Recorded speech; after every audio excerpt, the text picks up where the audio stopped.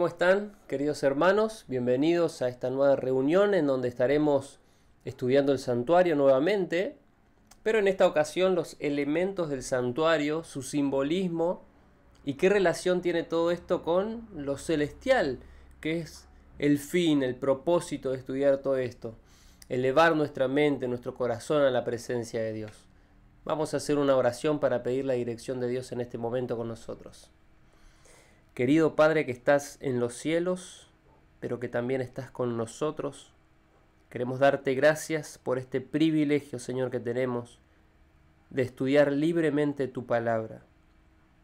Queremos pedirte, Padre, que abras nuestro entendimiento a la comprensión de tu palabra, que tu Espíritu Santo esté presente, Señor, para que no solo seamos oidores, sino que podamos llevar a la práctica todas estas verdades, Señor, y para que también podamos enseñarlas.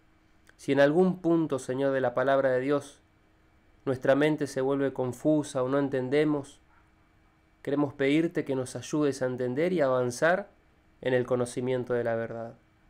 Y que a medida que estudiemos y a la medida que vayamos comprendiendo, una purificación sea realizada en nuestras vidas, Señor.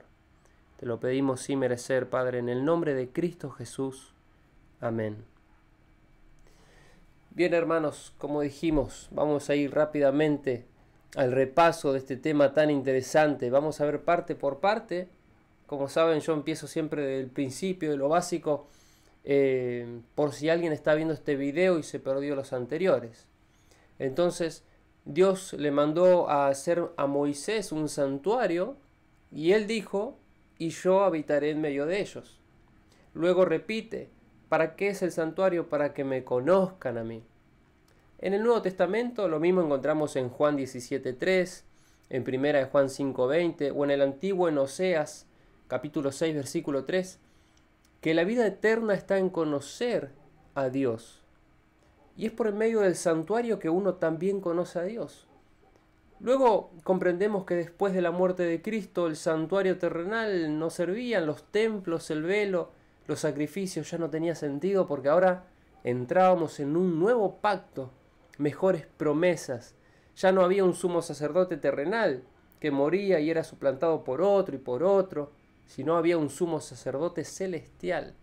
Y en Hebreos 8, 9, 10 este tema es muy claro. Yo siempre digo, la Biblia explica mejor de lo que este mensajero pecador puede explicar.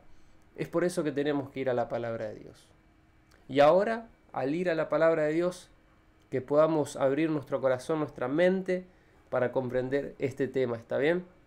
¿Estás listo para ir a la palabra de Dios? Yo voy con muchas ganas y vamos a repasar versículo por versículo del porqué que siempre me gusta explicar. Vamos a hablar de la copia de lo celestial. Bien, ¿por qué tenemos que estudiar el santuario terrenal siendo ya algo viejo, algo pasado?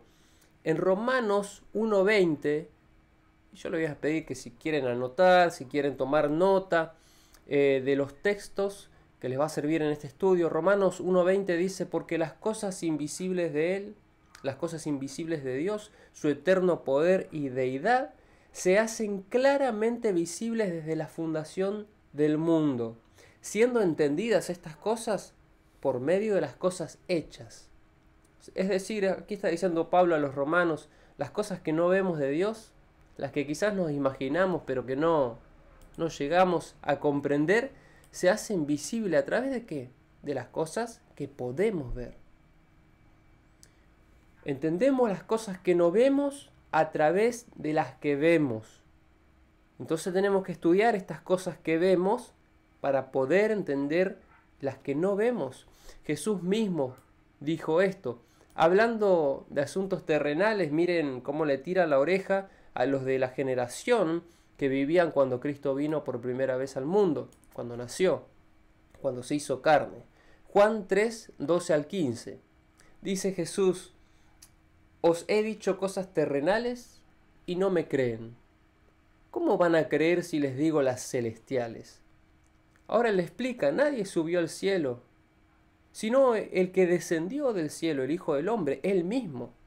Y después dice, y así como Moisés levantó la serpiente en el desierto, así es necesario que el Hijo del Hombre sea levantado, para que todo aquel que en él cree no se pierda, sino que tenga vida eterna. Miren cómo él compara aquella serpiente que en el tiempo de Moisés fue levantada, y aquellos que eran picados por las serpientes tenían que mirar a los ojos a la serpiente, y los ojos brillaban y la persona se curaba. Ahora él dice, el Hijo del Hombre va a ser levantado, y todo aquel que mire por medio de la fe a Jesús va a ser salvo. Entonces, ¿cómo uno puede entender un poco más el sacrificio de Cristo? ¿Por qué fue levantado en una cruz? Comprendiendo por qué fue levantada la serpiente en aquel entonces. ¿Qué es un símbolo de la serpiente? Como nosotros sabemos, si alguien es comparado con una serpiente, en realidad es Lucifer, la serpiente antigua que se llama Diablo y Satanás. Pero cuando hablamos de simbolismo, simplemente tenemos que tomar el símbolo. La serpiente fue levantada, aquel instrumento, aquel elemento, para que el que la mire sea sano. Cristo fue levantado para que todo aquel que lo mire por medio de la fe sea salvo. Por eso es necesario que uno estudie las cosas terrenales para entender las celestiales. Por eso Jesús dijo, les digo cosas terrenales y no me creen. Mira, imagínate si abro mi boca para hablar de las cosas celestiales, no entenderían. Entonces es necesario, queridos hermanos, que podamos estudiar las cosas terrenales. Y vamos a ir desde el principio. Vamos a estudiar en breve este tema del santuario terrenal. Y vamos a creer en el santuario terrenal para poder comprender el celestial. Y yo les voy a ir mostrando algunas imágenes aquí en pantalla. Vamos a empezar por el atrio. Como ustedes verán, el atrio tiene dos elementos. Dios lo manda a hacer en Éxodo 27:9. Así mismo harás el atrio al lado sur. Tenía un altar el atrio, bien, un altar donde cada cordero, cada sacrificio que se llevaba era ofrecido allí, bien. Este sacrificio que una persona llevaba, ya sea un corderito, un carnero, un becerro, representaba a Cristo. La persona entraba con el sacrificio y estaba dispuesta ahí a confesar sus pecados para ser perdonada. Y miren, cuando Juan el Bautista lo ve a Jesús, cuando Cristo vino, ¿qué dice en Juan 1:29? He aquí el Cordero de Dios que quita el pecado del mundo. Todos estos sacrificios apuntaban ¿a quién? A Cristo. Ahora tenemos a Cristo, no hace falta que sigamos sacrificando, ¿verdad? Uno cree ya en la muerte de Cristo, que fue para el perdón de nuestros pecados. Ahora qué interesante que cada sacrificio simbolizaba a Cristo. Una de las cosas que encontramos entonces en el atrio es el altar, bien, donde las personas tenían que ir, poner la mano sobre el animal, se tenía que degollar el animal, bien, y era puesto allí. Luego había un simbolismo también con la sangre, que no lo vamos a ver mucho en detalle en esta vez. También encontramos un lavacro, una fuente de agua, allí en el atrio. Ahora, cuando ustedes recuerden, cuando miles de personas en el Nuevo Testamento creen en el mensaje de Cristo, cuando creen que Cristo realmente había muerto por los pecados, ¿qué les dice Pedro? Hechos 2:38, arrepiéntanse y bautícense. Los pasos de una persona que se entrega a Cristo son esos justamente. Yo creo en el sacrificio de Cristo y luego me tengo que bautizar. Así como una persona se ensuciaba las manos con la sangre del animal mientras lo degollaba, así como el sacerdote tomaba las tripas, separaba la carne, mojaba sus dedos en sangre, luego tenía que ir y lavarse en el lavacro, ¿verdad? Uno tiene que lavarse también. Tiene que haber una purificación en nuestra vida. Tiene que haber un bautismo en nuestra vida. Y eso es solo el comienzo de la vida cristiana.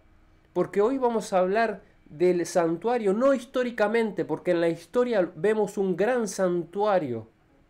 Hoy vamos a hablar del santuario en mi vida personal espiritual, para que vos puedas evaluarte, para que puedas ver en qué parte del santuario te sentís identificado y hacia dónde tenés que ir. Entonces, cuando uno acepta la muerte de Cristo, cuando uno se bautiza, está como en el atrio espiritual. Está entrando al santuario, está entrando a la presencia de Dios, se está acercando, todavía no entró a la tienda, todavía está ahí en la entrada. Qué linda parte, ¿verdad? mirar a Cristo morir por nuestros pecados y saber que gracias a ese sacrificio yo soy salvo. Qué gran amor de Dios. Y ahora yo le entrego mi vida a Dios, me bautizo, soy una nueva criatura. Ahora tengo que estar preparado para servir, ¿verdad? Y recuerden siempre esta frase que voy a decir con respecto al primer versículo que vimos. Las cosas que no se ven se entienden a través de las que se ven. Podríamos hablar mucho del bautismo por agua. Es solo una limpieza. Luego tiene que haber un bautismo por fuego. ¿Está bien? Pero vamos a entrar al lugar santo.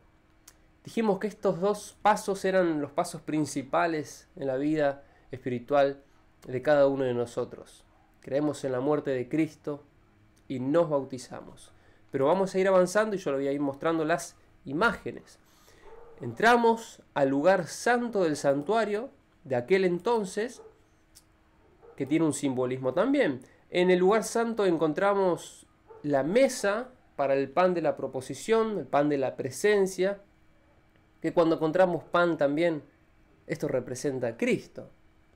Hay muchos versículos que afirman esto. Juan 6:35 dice: Jesús les dijo, yo soy el pan de vida.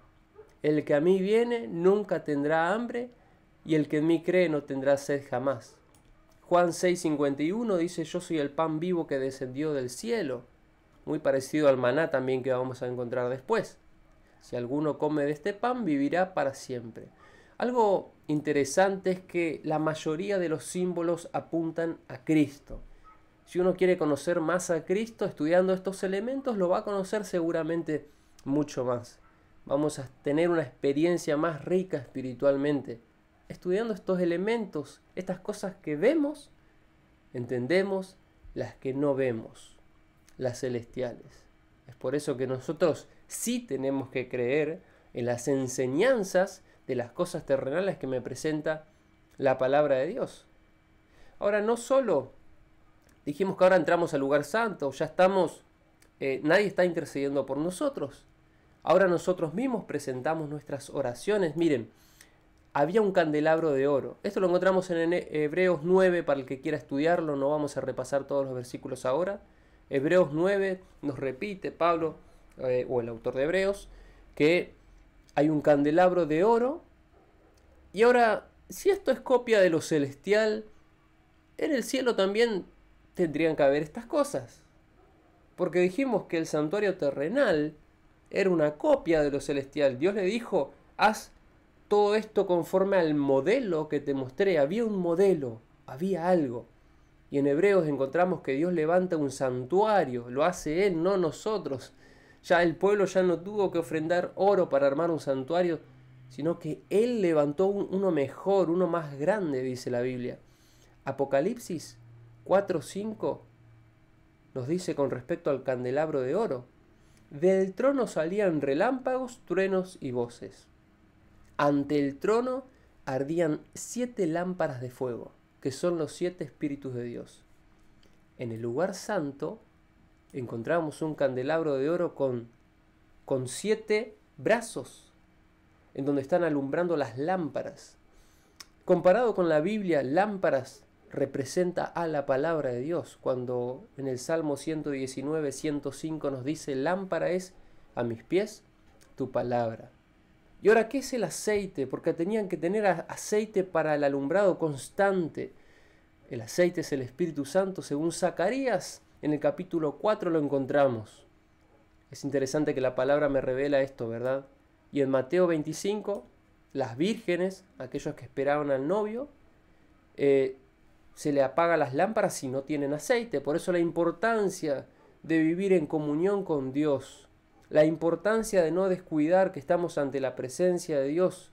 Tenemos que ser como una lámpara viva, encendida, con una fe encendida, ¿verdad? Justamente en el lugar santo uno empieza a relacionarse con el Espíritu Santo, con la palabra de Dios, empieza a presentarse como una ofrenda delante de Dios, empieza a conocer más al pan de vida, también al agua de vida, a la puerta, que es Cristo. Ahora, con respecto al altar del incienso, había un altar del incienso en la parte del lugar santo.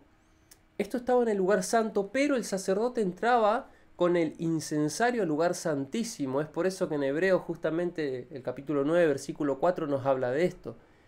El sacerdote, entraba el sumo sacerdote una vez al año con el incensario en el lugar santísimo, pero el altar del incienso estaba en el lugar santo. Ahora, si esto es copia de lo celestial, en el cielo también tiene que haber un altar, ¿no? Un altar del incensario, tiene que estar todo esto.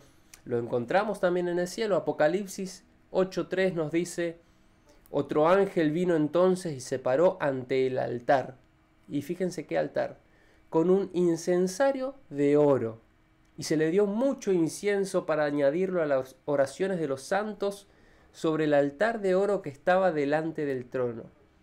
Delante del trono estaban las 7 lámparas, así como en el lugar santo estaba el candelabro. Delante del trono estaba el altar del incienso, así como en el lugar santo estaba el altar del incienso. Ustedes recuerden que delante del trono también en Apocalipsis aparece el Cordero como inmolado. En el lugar santo también estaba el pan de la presencia. Pero estamos delante del trono recién.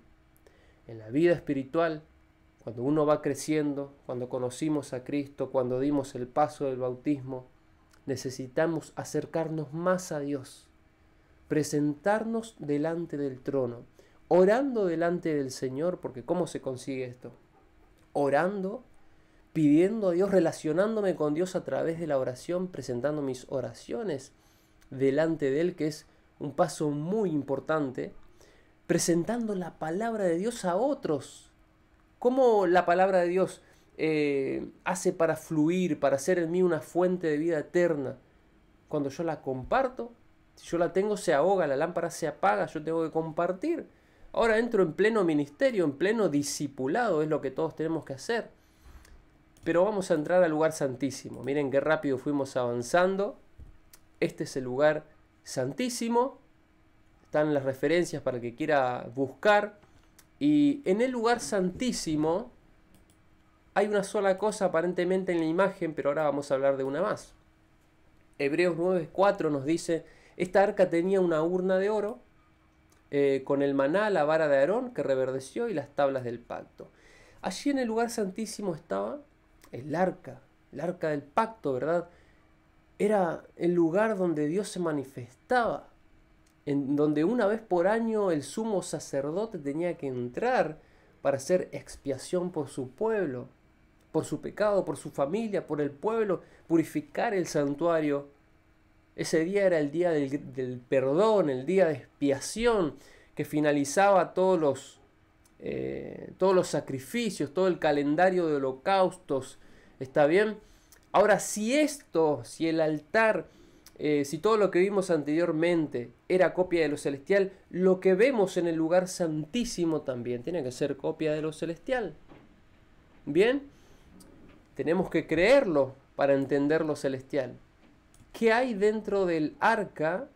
Pues dice la palabra de Dios que hay maná.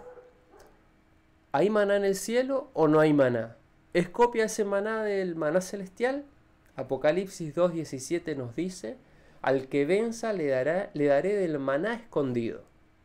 O sea que Jesús tiene maná en el cielo, es impresionante. También esto representa la providencia de Dios. Recuerden que Dios le daba al pueblo maná continuamente, y el viernes le daba doble porción para que el sábado no tuvieran que hacer trabajo, ¿verdad? Porque era día de reposo.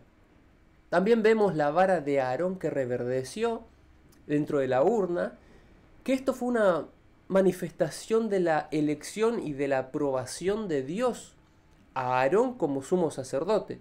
¿Se dan cuenta que no era para cualquiera? No lo eligieron los hombres a Aarón, lo eligió Dios, hizo reverdecer la vara.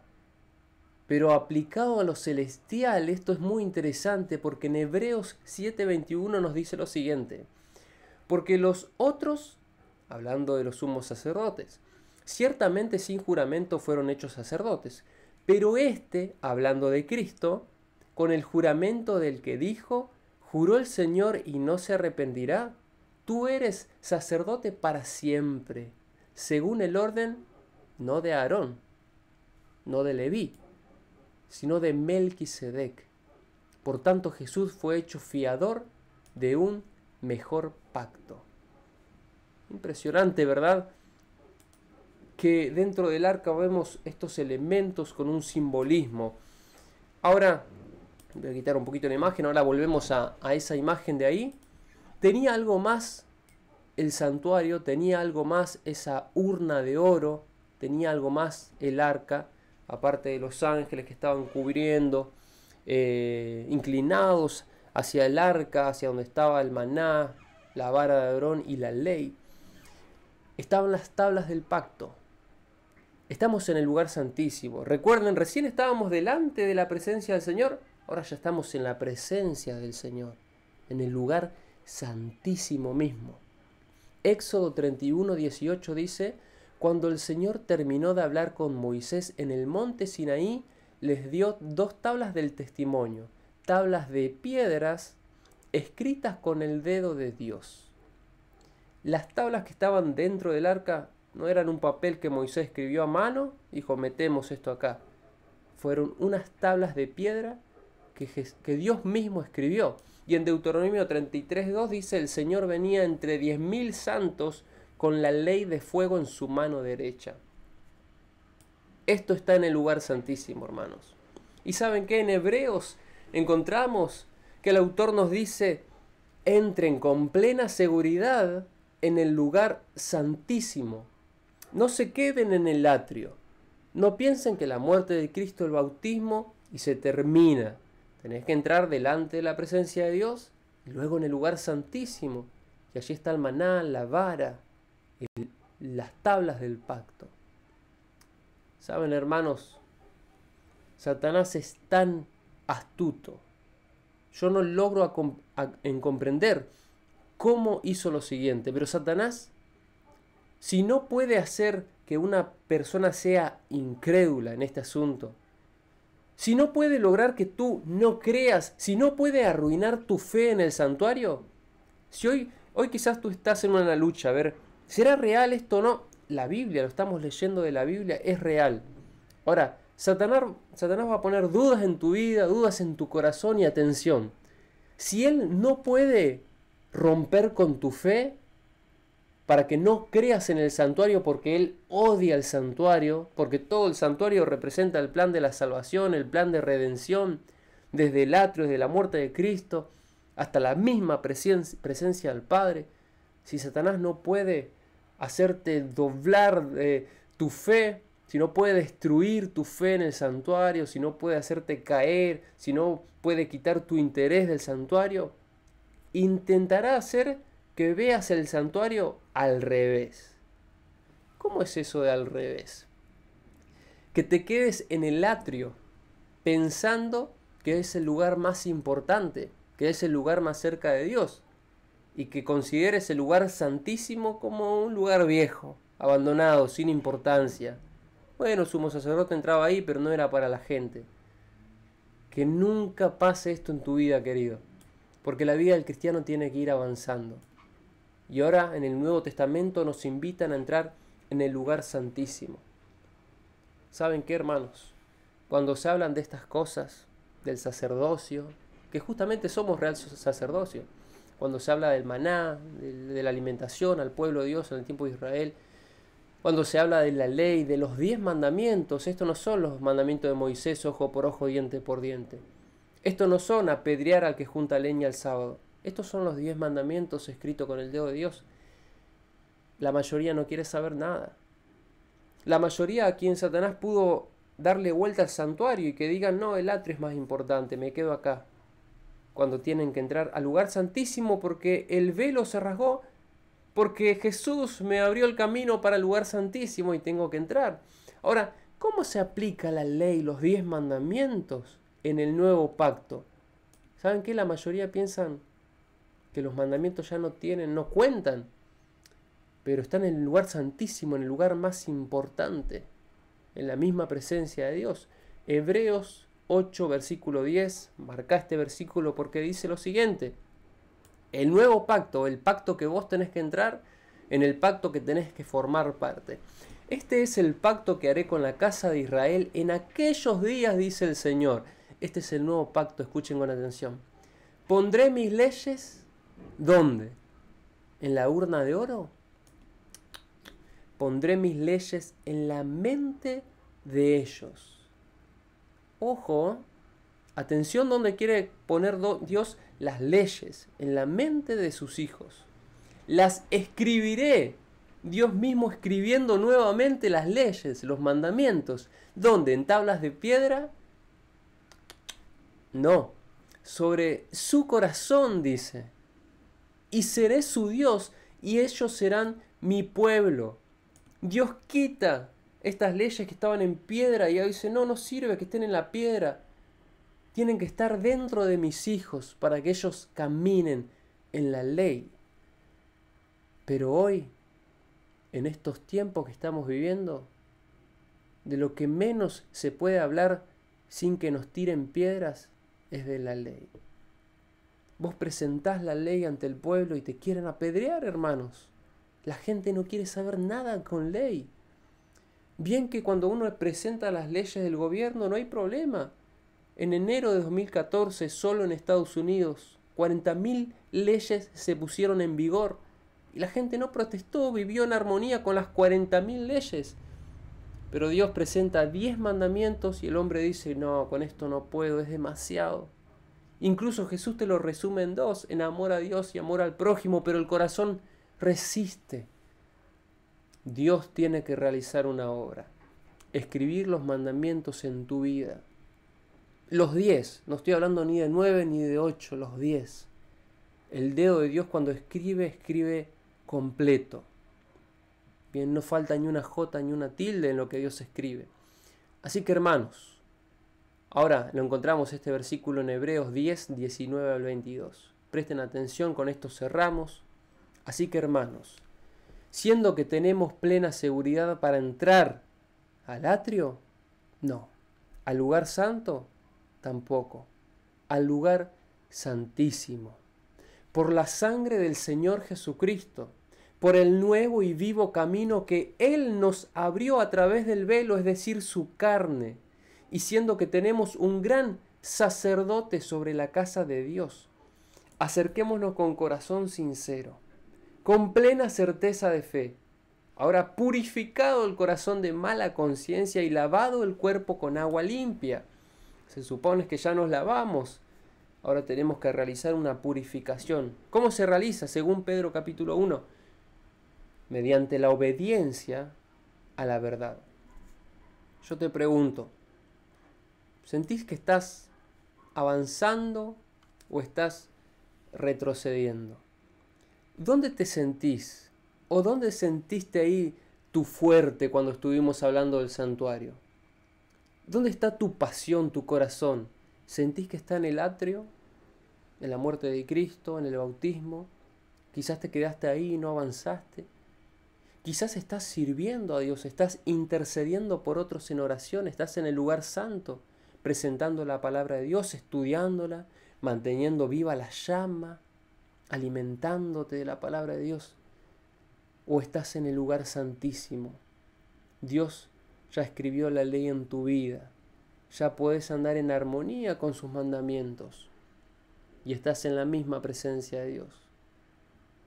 Hoy es un buen día para evaluar nuestra conducta, para ver si realmente esto es una realidad en nuestra vida, para ver qué tenemos que cambiar, si tenemos que acercarnos, si tenemos que hacer una limpieza, un cambio en nuestro ser. Yo hoy mismo me estoy evaluando, yo me estoy preguntando en este momento en qué parte del santuario estoy. Si estoy en el lugar, en el atrio, en el lugar santo o en el lugar santísimo. Si Dios me invita al lugar santísimo, no me voy a quedar a la entrada. Por eso, hermanos, hoy más que nunca se tienen que enseñar las verdades del lugar santísimo, del lugar donde tenemos que estar los hijos de Dios. Cada 2000 años en el mundo sucedió algo increíble, ¿saben? Después que Dios creó a Adán y Eva, 2000 años después, una vez que había empezado el pecado, la desobediencia, 2000 años después viene un diluvio al mundo. Dios como que bautiza al mundo y barre la maldad. La maldad continuó, pero Dios hizo una limpieza. 2000 años después viene Cristo al mundo. Y ya estamos por cumplir nuevamente 2000 años después de la llegada de Cristo, después de la muerte de Cristo. Yo me pregunto, y muchos lo creen así, algo está por pasar en el mundo, hermanos. Cristo viene nuevamente a buscarnos. ¿Estamos preparados? ¿Tenemos la mirada en las cosas de arriba o estamos dando vuelta todavía en este mundo? ¿Estamos prestando atención a la palabra de Dios? No solo por conocimiento, no importa si estos asuntos los conoces bien o mal, los estás practicando, estás yendo hacia donde Dios te está llamando. Algo grande está por ocurrir en el mundo. Y aquellos que no purificaron sus vidas mediante la obediencia a la verdad van a ser encontrados durmiendo, hermanos. Miren, mañana vamos a hablar de purificar la vida, desde lo básico hasta lo más complejo.